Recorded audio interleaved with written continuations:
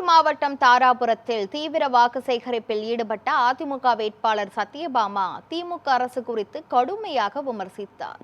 திருப்பூர் மாவட்டம் தாராபுரம் நகர் பகுதியில் மாநில அம்மா பேரவை இணை செயலாளரும் தொகுதி பொறுப்பாளருமான முத்து வெங்கடேஸ்வரன் தலைமையில் அதிமுக வேட்பாளர் சத்யபாமா தீவிர வாக்கு சேகரிப்பில் ஈடுபட்டார்.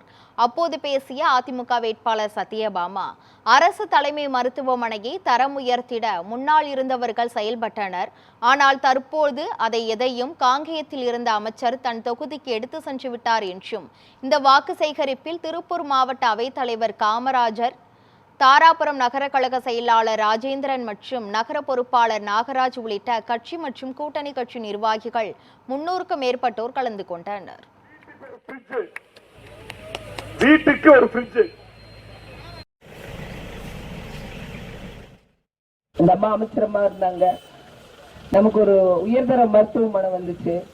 அது அவங்க பண்ணல, அந்த ஒரே மாசத்துல வந்துச்சு. முன்னாடி இருந்த நம்ம ஆட்சியில அதுக்குண்டான முயற்சி நடத்தினாங்க, வந்தது. அதையும் தக்க வச்சுக்கல. பக்கத்துல காங்கேயத்துல இருக்கிற மந்திரி அமைச்சர் தூக்கிட்டு போயிட்டாரு, அதைய கொண்டு போயிட்டாரு. அதை கூட தக்க வச்சுக்கல. தனக்கு வாக்களித்த மக்களுக்கு, தன்னை அமைச்சராக்கி அழகு பார்த்த மக்களுக்கு அதை கூட தக்க வச்சுக்கல. இப்படிப்பட்ட ஒரு அமைச்சர்.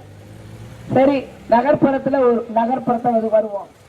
நகரத்துல குப்பை எடுக்கிறாங்களாமா? குப்பைக்கு வரி வாங்குறாங்க. குப்பையெல்லாம் எடுக்கிறாங்களா? தெரு சுத்தமா இருக்குதா? சாக்கடையெல்லாம் வலிக்கிறாங்களா? அன்னாடு பிளீச்சிங் பவுடர் போடுறாங்களா? கொசு மருந்து அடிக்கிறாங்களா? ஆனா இதெல்லாம் அன்னாடு செய்யறாங்களாமா? முனிசிபாலிட்டியில கணக்கு எழுதுறாங்க. டெய்லி இதெல்லாம் பண்றோம்னு சொல்லி கணக்கு எழுதி பணம் எடுத்துட்டு இருக்கிறாங்க.